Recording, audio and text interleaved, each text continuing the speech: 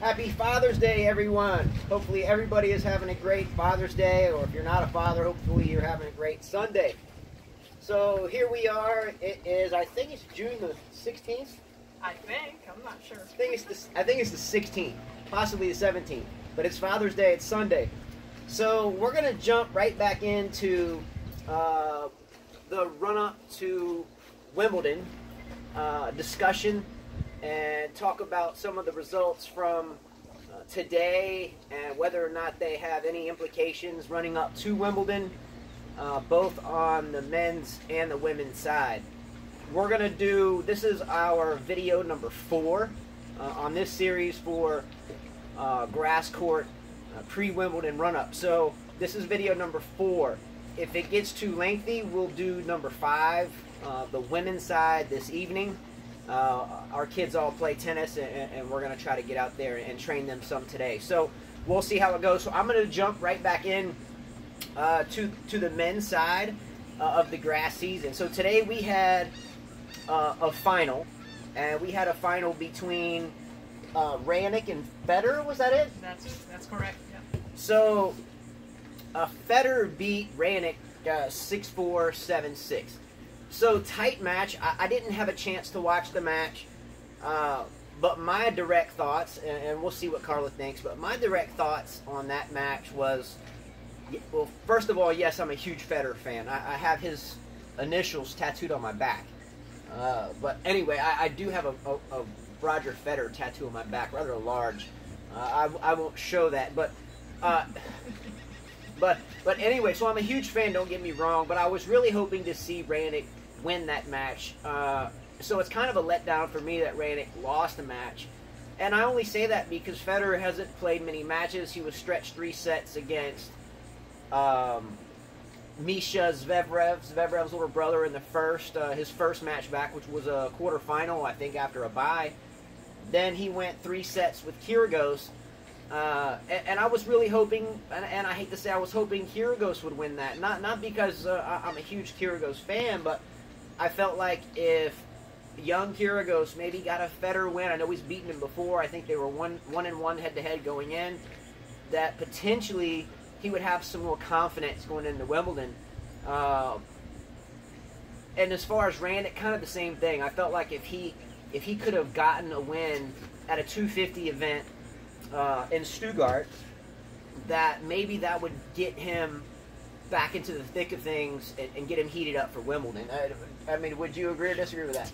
I have a hard time believing that Federer could just go through these guys like nothing. I mean, Kyrgios should have beat him in 2 sets, honestly. I mean, Federer's taking time off, and I mean, this was his first tournament back, right? Yeah. And then for Raonic, I mean, he looked like his serve was on, everything was on. I didn't watch the match either, but I thought Raonic should have won that match. I'm a little shocked. I think it's more like they have too much respect for Federer. Intimidated a little bit. Yeah, and they should have won the match, both of them. That was their opportunity to win a smaller Masters tournament. Yeah, I mean, I think confidence is important. Do I think Federer is going to lose at Wimbledon in 3 out of 5 sets? Probably not. No, I wouldn't think so. But I think for this younger generation that is getting older every day, I was hoping to really see one of them get a win over Federer in a small tournament, only to make the draws more interesting at Wimbledon. So I think the more confidence that the younger players have going in, the more vulnerable the veterans are. And having taken 3 months off, playing 2 younger players, I know Raonic's had a share of injuries.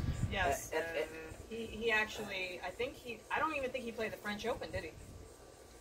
That's a good question. I don't think he did. I think he pulled out of it. He may not have played the French.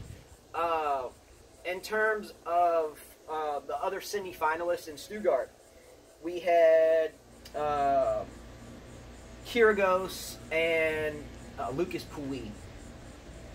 I hated to see Pouille lose the semi there because I think he's a fine grass court player. He's another one of those players that I was hoping to see a change from the previous grass season, and I still kind of saw the same Pouille. So moving to the Libema Open, or in the Netherlands, I think Hertenbosch, or if I didn't pronounce that correctly, we had Gasquet beating Chardy in the final 6-3, 7-6. So an all-Frenchman final, to me, that's just a small tournament with very few top players in it. So am I surprised Gasquet won? No. He should have won that. He's a grass court player. yeah, so they're both journeymen. Chardy and Gasquet have been journeymen for a very long time. So you have to tip your hat. No, Gasquet's been in the top 10. He's no journeyman. Well, he's been around for a long time. Gasquet's been on, I mean, he's been at, what, 8, 7? Chardy is a much lower ranked player. He hasn't had as much success as Gasquet had. So no, they're not journeymen. One is. Well, maybe my understanding of journeyman's wrong, but they've been a veterans. They've been veterans. They're both veterans, yes. Veterans for a while. So maybe that was my incorrect word for the sentence. Let's just say they're both veterans. I wasn't too stoked up to see the match. I mean, we know what we're going to get from Gasquet. We know what we're going to get from Chardy. So I wasn't surprised either way. Now, going into Wimbledon, is there any expectations for Chardy or Gasquet? I think Chardy, probably his last year of tennis. He did well at the French. I don't see him, I mean, he just got married. I don't see him playing tennis another year. Yeah, now speaking of another Frenchman, by the way, well, I hear, and I may be wrong, I hear Julien Benneteau is retiring after this year. This is his last year playing tennis. Is that correct? Yes, you are correct. Wow, I'm going to check the camera and make sure it's going. But Julien has been, for me, a really fun player to watch for a lot of years. You can't ever count Benneteau out, and I don't think you can count Benneteau out later in life of him coaching some great players. Beautiful family, beautiful wife. Not that means anything about your tennis game, but the way he carries himself and the support he has around him and has had around him. Too bad he never did any deep major runs that I can recall. He may have made a quarterfinal somewhere around a 16 at Wimbledon or so. But so Gasquet, Chardy, Benneteau. Hey, all Frenchmen, but in terms of the final today, Gasquet beating Chardy, I don't see any momentum building with either player heading into Wimbledon. I mean, Gasquet could get into the second week. He's got a beautiful one-handed backhand. He's been in the second week of Wimbledon before. So he's the only one in that group that I can see going a little bit further than... I mean, Benneteau's good in grass as well. He's given Federer some problems. I think Benneteau may have beaten Federer before. I think so. I have to check that, but I think Benneteau has beaten Federer before, maybe even on grass at Wimbledon. I think so. Yes, I remember a while ago, years ago, there was a match where he did beat him. I'm not sure of Wimbledon. Maybe a smaller grass tournament. Mm-hmm. All right. So a couple players though in that tournament that we just discussed, Gasquet beating Chardy in the Libema Open, and I hope I have pronounced on my notes. Hey, we were prepared today. We took notes, and we try to remember it all, but we missed a lot of people on our first video. So in the Netherlands, the Herkatenbosch, if I pronounced that correctly, but the Libema Open, there's a couple players there that are in that group of the Raonics or Kyrgioses, even a little bit younger even, that we saw their names once again. The Greek kid, Tsitsipas, he made a semi there and lost. My only problem with Tsitsipas, where we're at with him being great right now, I think he's a good player, and I think he'll get better. But right now, it seems like if I see him get into a third set, or even halfway through a second set, I see this look in his eyes like he's tired. Like he looks like he's drained, and maybe that's just the way he looks, or maybe needs to walk with some better posture. You know, we should teach Kyrgios how to walk with better posture. He's always walking hunched over. You know, he looks like a caveman walking. Yeah, he's always hunched over. So I'd hope Kyrgios, can get some posture straightening there. But with Tsitsipas, he seems to look very tired after about a set and a half.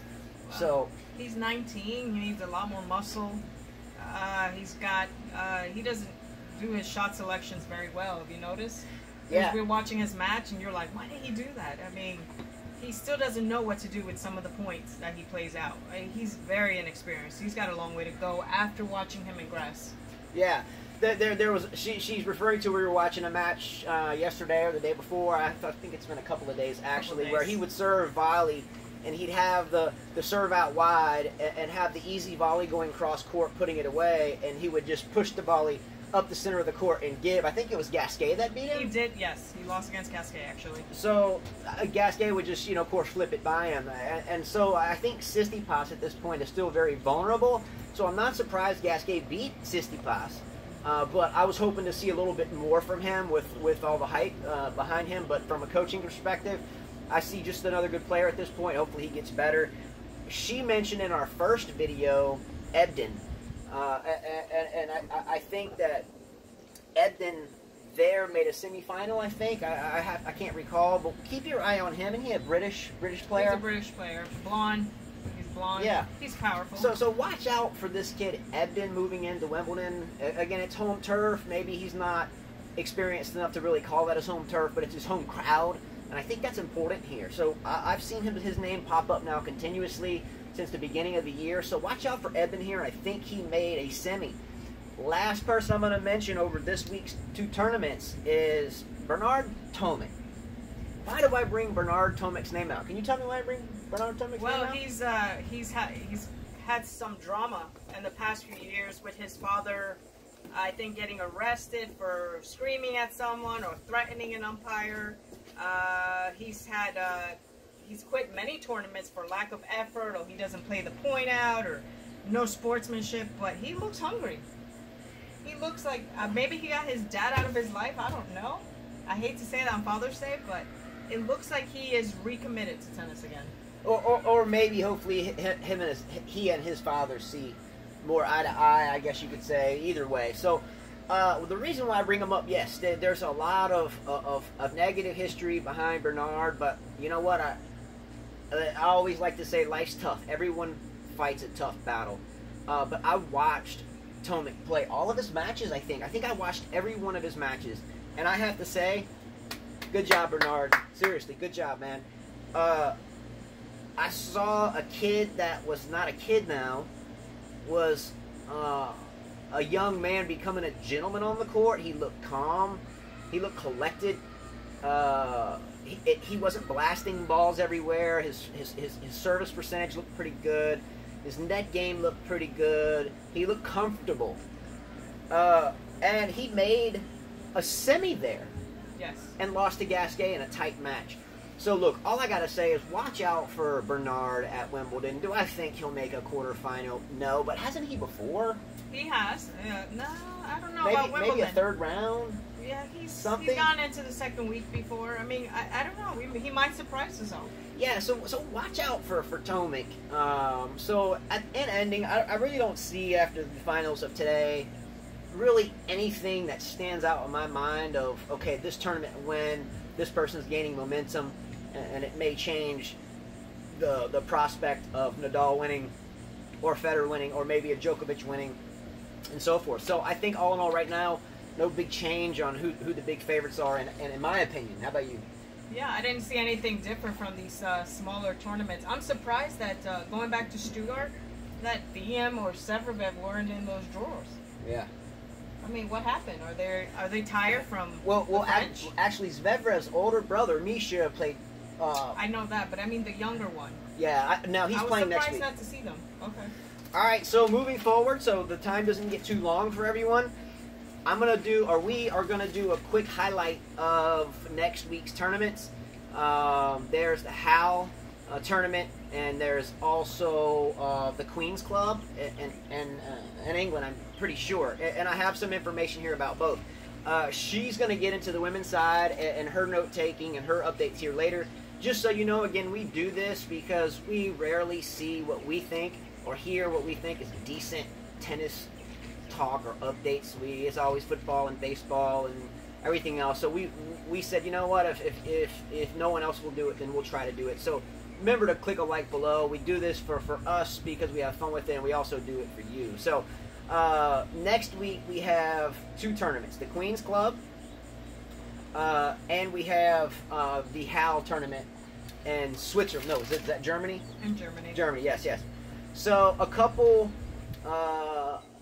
players from each, the top players, they tend to spread out during these tournaments. So, in Hal, of course, we have Federer, we have Benoit Pierre, we have Ebden again, we have Cole Schreiber, Tsitsipas, Pouille, Nishikori, both Zverev brothers, TM, Yuzny. So we have a lot of that's big. gonna be a good tournament. So we have a lot of big players there. So it looks like we're starting to get into the thick of things in terms of grass court season. At the Queens Club, we have Cilic, Shapovalov, Muller, Wawrinka, Samqueri, Dimitrov, Goffin, Lopez, and I'm gonna throw this name out there because I saw this kid play the other day, and he looked okay. His name is Yuki Bambri. He's from India. Hey, he's got good court conduct. He can get better. All right, so a couple matches I think we need to watch out for to start next week. I'm just checking on my camera. All right, so a couple intriguing matchups that I think are important for momentum going into Wimbledon for this week's tournaments. Round 1 of Hal, we have Philip Kohlschreiber taking on this kid from Hungary. His name is Fucsovics, Fucsovics. I only mention that because here you have a Kohlschreiber veteran that does well on grass with a one-handed backhand, and a Hungarian player that I've seen now play 4 or 5 times, and he looks good. Has he won a match that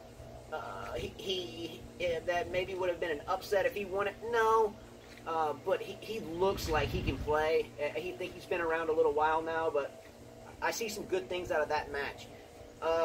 TM and Yuzny. So Yuzny's ultimate veteran, TM up and coming, but Yuzny can be dangerous on grass, and you have to watch out for Yuzny. Will he make a semifinal at Wimbledon? No, but if he bangs his head with his tennis racket a couple times and really gets in the zone, then I'm kidding about that, but then I think he has a chance to do well at this tournament and give him momentum to make a few upsetting match wins at Wimbledon.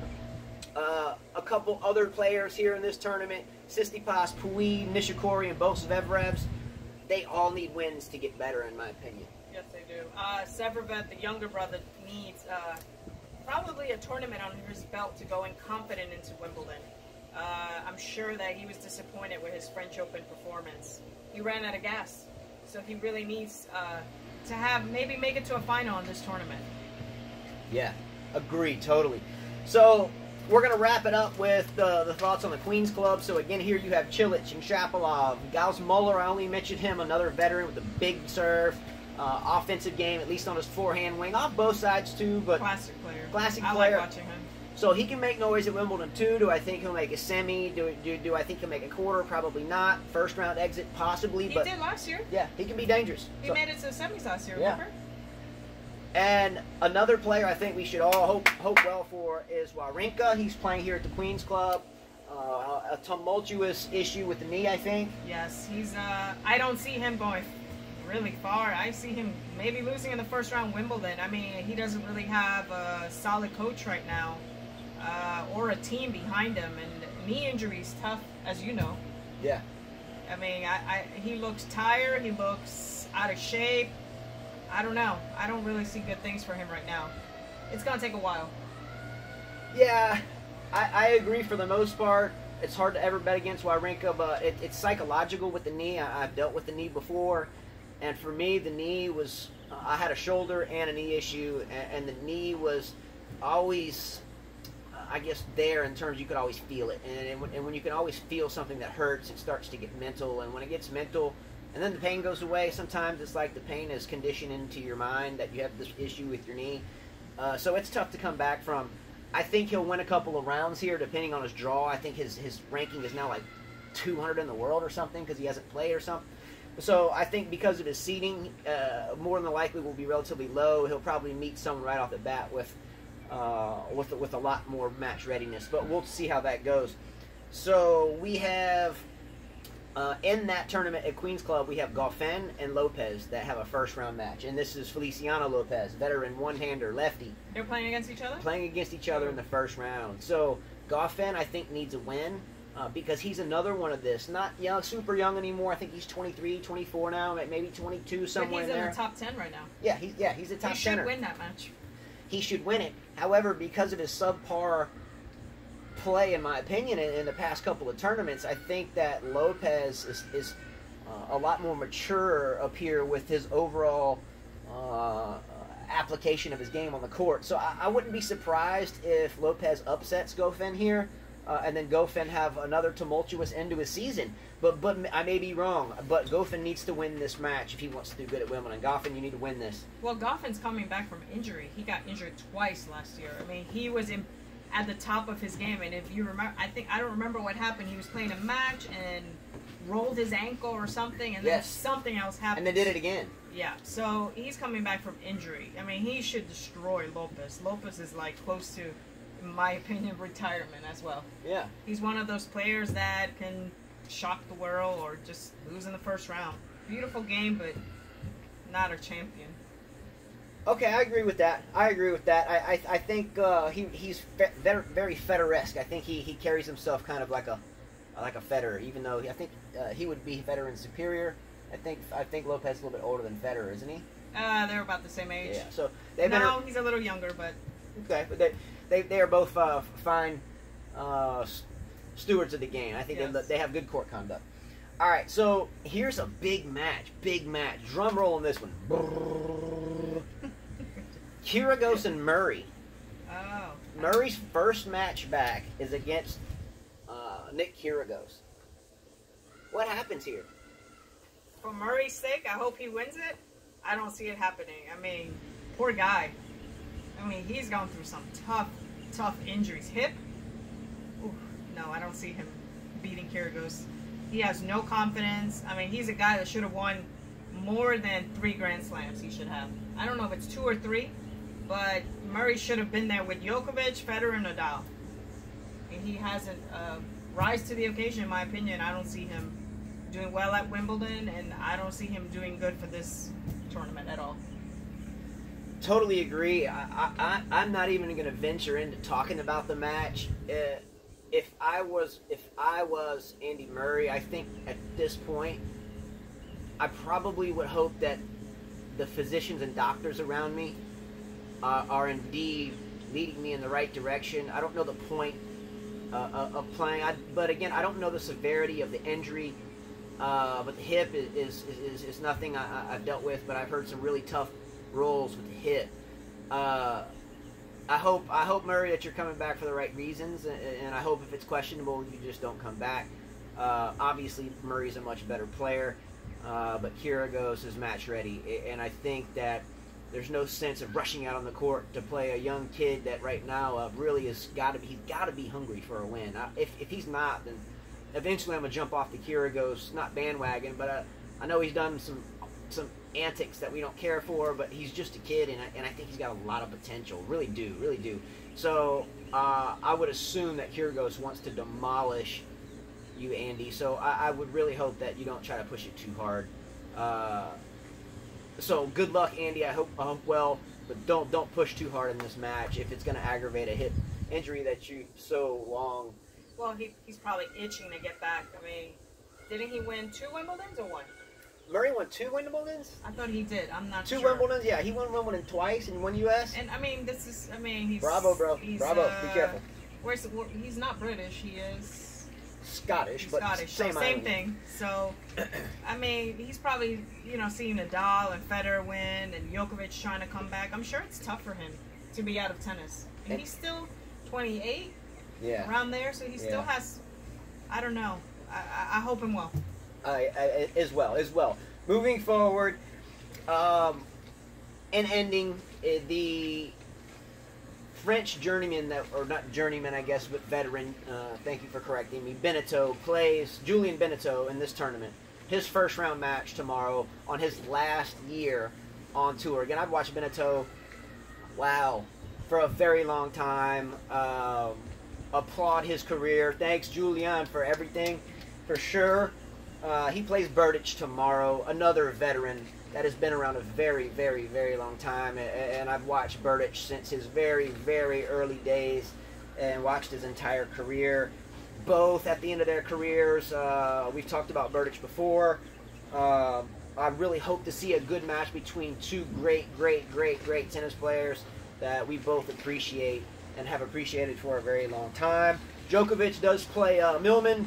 That should be an interesting match. Djokovic should win that at this point, hands down. He's getting fit again. Two Americans face off in the first round. Tiafoe against Jared Donaldson. Tiafoe should win that. Tiafoe should win it. I really hope that we see some good tennis between these two. We do need some help on the American men's side. The women are looking pretty good and getting better. For me, there's some stagnation in American men's tennis, and if I was a smarter guy, maybe I could speak for that. But I don't have the knowledge to wrap my hands around that. But hopefully, we start to see these guys climb upwards instead of kind of on the middle plane for Tiafoe and kind of Donaldson kind of hovering on a downward trajectory. Right. So, anyway, everyone, Carla, anything else I'm missing here? No, that's it. I mean, you've got Dimitrov, but I'm sure this is going on. I mean, Dimitrov should do all right, and Sam Querrey just got married also. Yeah. So, I don't know if he'll be too dedicated to the Queen's Club. We'll see. So, anyway, thanks, everybody. It went longer than expected. We enjoyed doing the videos. Happy Father's Day. We're going to do the women's talk later this afternoon, and Carla's going to lead the way on that one. So, thank you, everybody. Happy Father's Day. If you're a mother out there, hey, happy Mother's Day, too, because they should be every day. So click a like below, subscribe below, and we'll be back this evening with the women's WTA grass lead-up talk and our 6th video. No, this would be the 4th. So our 5th video in this series will be coming up later. So from us here, Carla, thank you very much for the past 30 minutes. For myself, always a pleasure. Take care.